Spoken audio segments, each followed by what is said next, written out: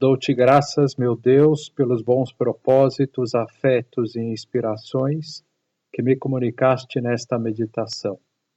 Peço-te ajuda para os pôr em prática. Minha Mãe Imaculada, São José, meu Pai e Senhor, meu anjo da guarda, intercedei por mim. Vocês já repararam como a vida de Jesus é feita de muitos silêncios, de muitos momentos de silêncio, começando pela vida oculta de Nosso Senhor. Vai passar Nosso Senhor 30 anos dos 33 que viverá aqui na Terra, oculto, em silêncio, podemos dizer, em silêncio nesse sentido de não se abrir para o mundo, para os demais, viverá uma vida simples junto com Nossa Senhora, com São José. Depois, quando Nosso Senhor começar a vida pública, ele vai passar 40 dias no deserto e estará sozinho, num profundo silêncio, fazendo oração, penitência, se preparando para a vida pública, para começar a vida pública. Depois, durante a vida pública, aparecem vários momentos em que Nosso Senhor se retira para rezar. São Mateus, ele diz assim: despedido o povo, subiu ao monte para rezar sozinho. Ao cair da noite, ainda estava ali só. Para nós é muito mais fácil conseguirmos isolar-nos dos demais e rezar, mas para Jesus é muito mais difícil, era muito mais difícil, porque ele era muito assediado, as pessoas queriam estar do lado dele o tempo todo, aquela hemorroíça lá que vai tentar encostar na orla, na borda do seu manto ao menos, enfim, né? Então, imaginam a dificuldade que Nosso Senhor tinha para estar a sós. Mas nós veremos quantas e quantas vezes ele fará isso. Depois São Marcos nos diz: de madrugada ele se levantou muito antes de raiar o dia e, saindo para um lugar deserto, ali ficou rezando. Muito antes de raiar o dia, de madrugada. Depois São Lucas: mas ele se retirava para os lugares isolados, querendo rezar. E aí nós podemos perguntar: por que tanto silêncio? Por que tanta necessidade de isolar-se, de recolher-se, de rezar? Para responder essa pergunta, podíamos dizer muitas coisas, mas podemos focar nessa consideração que esse filósofo tão conhecido fez a respeito disso, o Nietzsche. Esse filósofo alemão, ele vai dizer assim: quem quiser ser trovão, primeiro precisa ser nuvem. Não é assim? O trovão, ele não vem da nuvem, uma nuvem que foi se carregando, e aí então, cheio de energia, essa energia é posta para fora na forma de trovão. E Jesus foi o maior trovão que já existiu. Deixou tanta marca no mundo que dividiu a história em dois. A reação natural do ser humano, dos homens, de dividir a história antes da sua existência e depois da sua existência, antes da sua vinda e depois da sua vinda à Terra. Por quê? Porque um marco na história da humanidade, a sua vida, o que ele ensinou, tudo o que ele fez. Nunca alguém deixou tanta marca na Terra. Nunca. E como conseguiu isso? Por vários motivos, mas um deles porque foi nuvem, porque vivia do silêncio. Então, o mundo de hoje, nós sabemos que é um mundo que vive da correria, vive da agitação, como as pessoas, elas fazem muitas e muitas atividades e acordam já correndo e passam o dia correndo e comem, muitas vezes come na mesa de trabalho, como que engolindo ali, e aí depois volta, continua trabalhando, volta para cá, mas volta para cá, depois passa na academia, depois não sei o que, depois e vai dormir tarde, depois no dia seguinte já acorda correndo, e aí vai. Muitas e muitas pessoas vivem assim, não param um minuto, não largam o celular, e quando vão parar um pouquinho já pegam o celular para olhar e para ver as coisas, para assistir um vídeo, para responder uma mensagem. E qual que é a consequência disso? A consequência é que as pessoas ficam vazias, superficiais, sem conteúdo. Faz lembrar aquela história da carroça. Não sei se vocês conhecem. Certa manhã, o pai convidou o filho para dar uma volta no campo. O pai se deteve numa clareira e perguntou ao filho: Filho, além do barulho dos pássaros, você está ouvindo mais alguma coisa? E o filho prestou melhor atenção e disse: Estou ouvindo um barulho de carroça. E o pai lhe disse: Isso mesmo, isso mesmo. É uma carroça, só que ela está vazia. E o filho ficou surpreso. Assim, vazia? Mas como é que o senhor pode saber? Como o senhor sabe?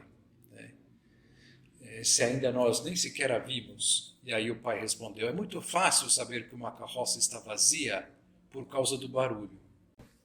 Quanto mais vazia a carroça, maior é o barulho que faz. O filho nunca mais se esqueceu. Toda vez que se depara com uma pessoa que fala demais, inoportuna, que interrompe a conversa, que faz muito barulho, lembra a voz do pai dizendo: quanto mais vazia a carroça, maior é o barulho. Depois também isso faz lembrar o que dizia um escritor conhecido, famoso, Ibsen, que ele vai comparar um homem sem caráter, um homem sem conteúdo, a uma cebola. Então ele vai dizer assim a um personagem, né, que ele identificava como sendo ele, né, a personificação disso. Peter parecia-se com uma cebola que se vai descascando sem nunca se chegar a um ponto sólido. A vida para ele não consistia mais do que uma sucessão de meses e anos que o vento levou, sem nunca pôr a descoberto um centro resistente. O único epitáfio que se poderia gravar na lousa da sua campa seria este: aqui não jaz ninguém. Os Peters, vai dizer um autor comentando isso, esses Peter povoam a terra e fazem dela um vasto campo de cebolas. Também pensando que a cebola você vai descascando, na expectativa de encontrar um miolo, um conteúdo, e não tem nada, é só casca. Só casca. Então, essas pessoas nunca serão trovão. Não deixarão uma marca grande no mundo. Então, o silêncio, ele nos enche de conteúdo. Ele nos enche de ideias. E das ideias vêm os ideais. Os grandes ideais. E, consequentemente, a grande força, a força de um homem, é a força dos seus ideais. O projeto de um homem, né, um grande projeto, vem dos seus ideais, né, vem do seu silêncio, da reflexão. Há um autor, um filósofo alemão também, razoavelmente conhecido, chamado Josef Pieper, e ele escreveu, numa ocasião, um artigo falando justamente do silêncio. O título é Viver do Silêncio. E ele vai dizendo assim: a infelicidade de um homem começa com a incapacidade de estar a sós consigo mesmo num quarto. Então, Pascal, ele cita Pascal. Pascal, ele viveu já um bom tempo atrás, e ele já dizia isso, né, que o homem, ele se torna sem conteúdo, torna uma pessoa triste, por isso infeliz. A infelicidade de um homem começa com essa incapacidade de estar a sós, consigo mesmo num quarto. E vai sentir a necessidade de fazer alguma coisa, se mexer, fazer isso, fazer aquilo. Continua ele dizendo, só quem cala, ouve. Então, primeiro ele vai explorar essa ideia, só quem cala, ouve. Se alguém me perguntasse pelas regras fundamentais da vida intelectual e da vida espiritual, antes de mais nada, dar-lhe-ia essa frase para meditar. Só quem cala, ouve. À primeira vista, é um lugar comum. É óbvio que não se pode simultaneamente falar e ouvir o que diz outra pessoa. No entanto, essa sentença vai além do âmbito meramente acústico. Trata-se de algo mais do que simplesmente calar a boca. Mas, por outro lado, ele só se realiza sob a condição de calarmos, de, especialmente, estarmos a sós conosco próprios num quarto, sem que nenhuma palavra humana nos reclame a atenção. Só vamos ouvir coisas mais profundas, só vamos ouvir a Deus se calarmos. Só quem cala ouve.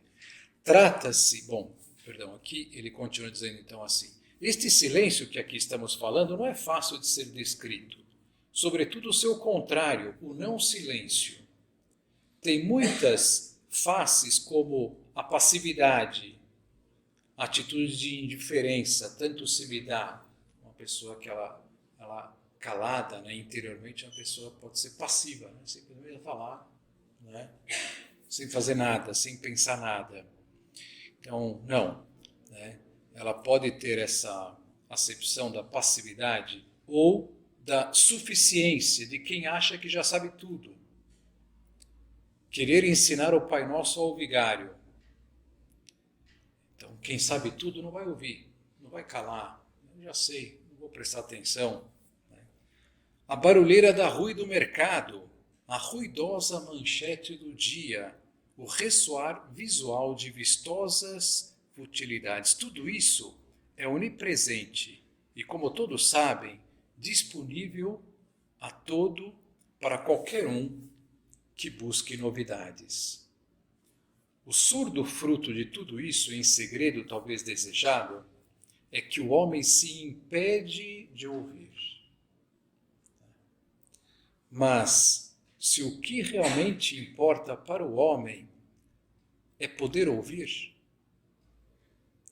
Há um calar de lábios fechados e há também um silêncio morto, mas, por natureza, não deve o homem dirigir seu calar para um mundo igualmente sem palavras.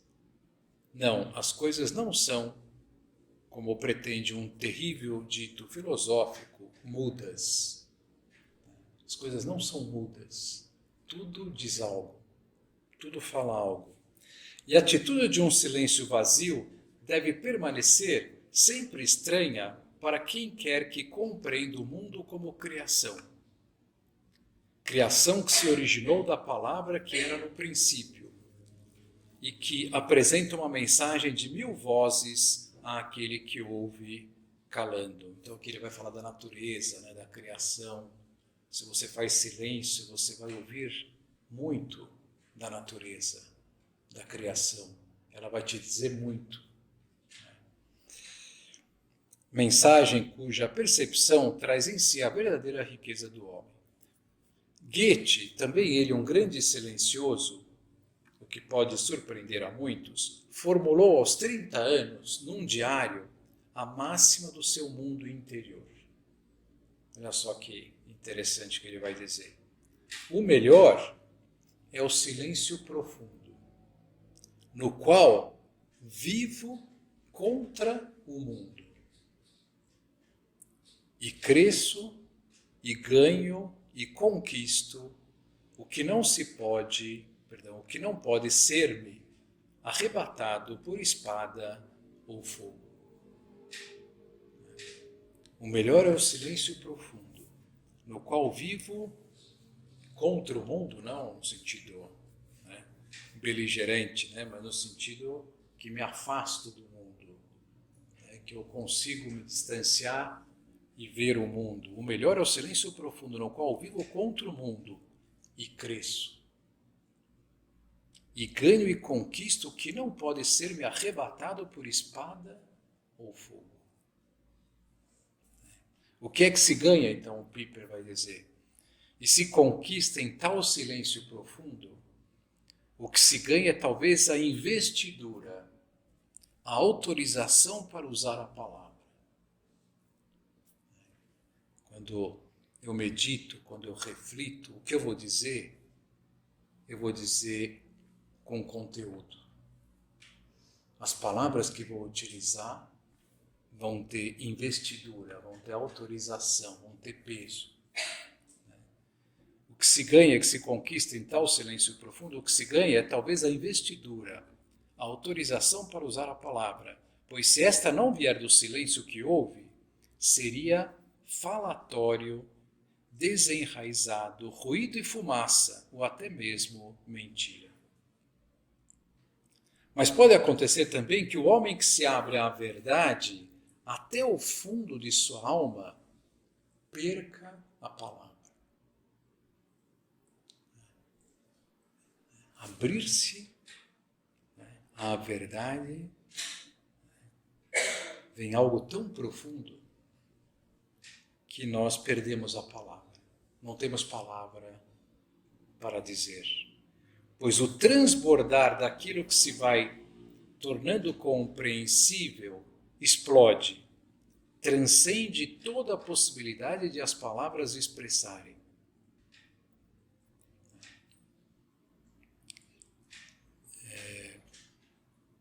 Por isso, não é casualidade que as expressões escuridão do silêncio e alegria muda pertençam ao vocabulário fundamental dos que vivenciaram a fundo o silêncio. E quando, apesar de tudo, falam e escrevem acerca do que viram e ouviram, podemos perceber sempre na prata da fala o ouro de um silêncio que não conseguiu pôr em palavras a mais secreta riqueza da alma. Então, os poetas, eles são assim, eles têm essa sensibilidade que faz com que penetrem na realidade das coisas, no sentido das coisas, e vão tentar em palavras descrever, né, o que descobriram, o que vivenciaram, o que viram. Por isso ele diz isso, né? Na prata da fala se esconde o ouro de um silêncio que não conseguiu pôr em palavras a mais secreta riqueza da alma. O estupor, né, a surpresa do encontro da verdade. Né? Talvez então, aí ele termina dizendo, valha que invertamos a frase colocada no início e digamos, quem ouve, cala. Quem ouve, cala. Mergulha no mistério.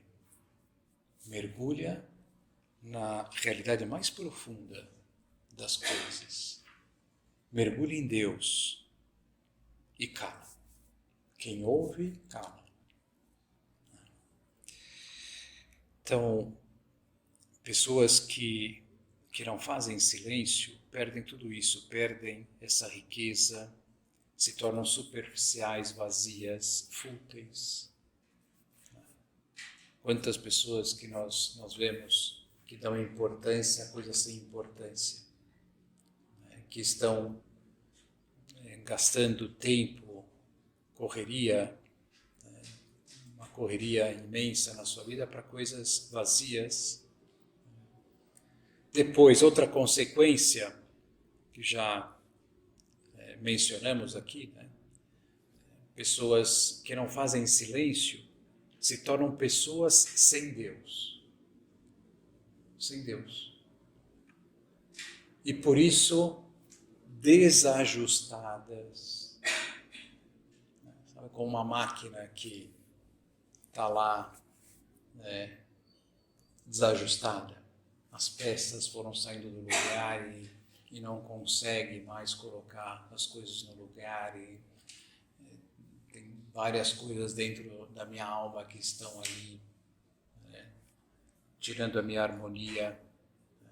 Então, pessoas desajustadas, pessoas que não fazem silêncio, pessoas sem paz. Porque a paz vem de Deus. Pessoas sem harmonia, sem uma felicidade mais profunda. Por quê? Porque o silêncio é a porta que dá acesso a Deus. Como diz São José Maria no livro Caminho, o silêncio é o porteiro da vida espiritual. O silêncio é a porta que te conduz à vida espiritual, que te conduz a Deus. E por isso o retiro de silêncio é uma experiência extraordinária. Todas as pessoas que fizeram um retiro de silêncio talvez tenham passado pelo desespero inicial, porque, meu Deus do céu, será que eu vou conseguir ficar em silêncio? Meu Deus, eu não consigo imaginar, e passam mal, e não sei o que, e vão lá meio que, será que eu fiz certo, não fiz? Mas tudo bem, estão lá no retiro e tal, e aí começa na sexta-feira à noite, sábado de manhã, estão ali e tal, vai passando, chega meio-dia mais ou menos, elas já estão assim, meu Deus, não sei se é a coisa mais maravilhosa que existe. Nossa, eu deveria estar assim sempre. Nunca tive tantas luzes em tão pouco tempo, nunca consegui ouvir a Deus como ouvi até agora. Isso é maravilhoso. Não é assim? Vocês não têm? Por isso que eu digo que é no retiro que eu vejo as pessoas mais felizes. Mais felizes. O momento que eu vejo as pessoas mais felizes é no retiro.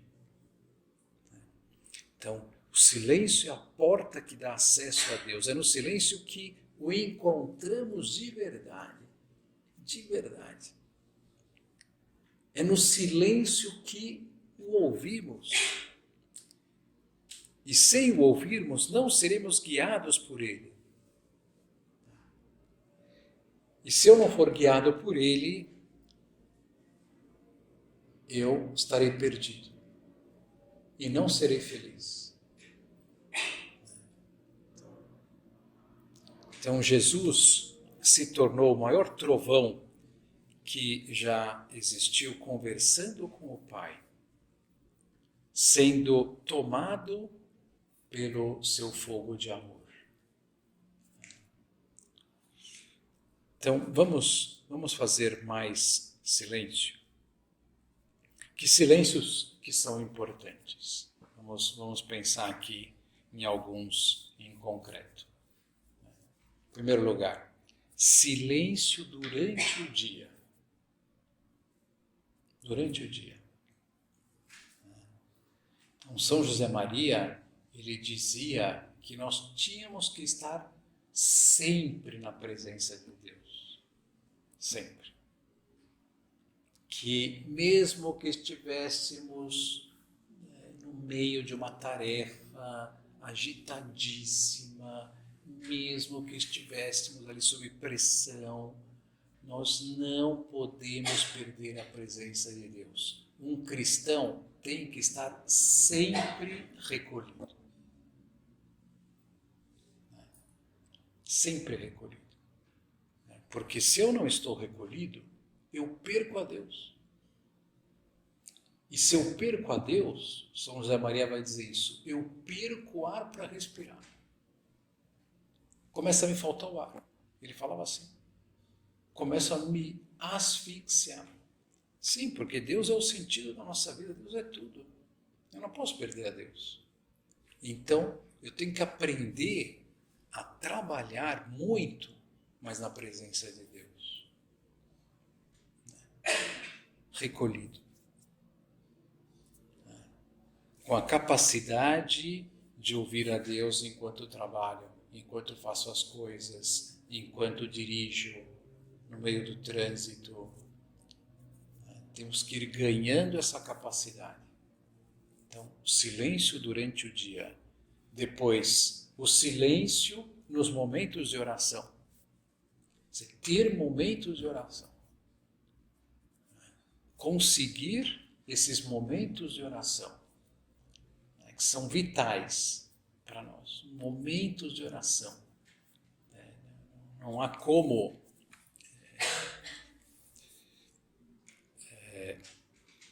no mundo tão material, né? E com tantas pressões e tantas dificuldades, termos uma vida espiritual sem ter momentos de oração. Senão somos engolidos pelo mundo, pelas paixões, pelas máximas do mundo. Sem oração, nós somos como uma tábua levada pela enxurrada. Então, nós precisamos ter esses momentos e dar todo o sangue para conseguirmos esses momentos. Senão, isso aqui é vital. É vital. Eu não posso abrir mão. Depois, fazer silêncio fazendo oração. Não só eu preciso ter esses momentos de oração, mas eu preciso aprender a calar e silenciar a minha alma, mergulhar em Deus, desconectar-me do corre-corre, das necessidades, da agitação mental. Estar em Deus, recolher-se na oração. Preciso aprender a isso também, conseguir isso. Porque se eu estou aqui na oração e a minha cabeça está a 1000 por hora, não vamos fazer bem a oração. Eu preciso, mas eu vou conseguir isso, vou conseguir recolher-me na oração se eu estou na presença de Deus durante o dia. Ou seja, eu já estou buscando essa intimidade durante o dia. Agora, se eu estou ali só numa vida meramente humana e na agitação, você vai parar para rezar e não vai conseguir. Vai continuar essa agitação. Dificilmente você vai conseguir ouvir a Deus. Depois, outro silêncio importante são os recolhimentos que a obra faz e dá como oportunidade para as pessoas terem um momento um pouquinho maior de reflexão. Os recolhimentos mensais. São essas duas meditações com intervalo de meia hora. Então, puxa, isso aqui é importante. Preciso conseguir. Não posso faltar. Isso me ajuda muito, ter esses momentos. Vou me comprometer mais a participar dos recolhimentos. E, por fim, os retiros espirituais. Tenho feito esforço para fazer aquilo que a igreja recomenda, um retiro por ano. Todo ano fazer um retiro espiritual. Me programar para isso, me organizar para isso.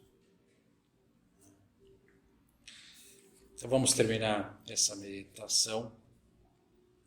Vamos olhar para Nossa Senhora, que eu sempre digo, né, que as suas imagens sempre refletem ela em oração. Eu já pensei assim, puxa vida, não é tão normal sorrir, né, até dar uma gargalhada. Não poderia aparecer Nossa Senhora assim, não é? Dando uma gargalhada. Poderia. Ela deu com toda certeza, uma pessoa normal, alegre, tudo mais. A piedade cristã sempre quer mostrar Nossa Senhora em oração. Porque é o maior tesouro. O maior tesouro da nossa mãe era estar em oração, estar junto do seu filho. Então, vamos pedir a ela que nós também vejamos o silêncio, a oração como nosso grande tesouro e que cresçamos a cada dia no espírito de recolhimento interior, de união com Deus.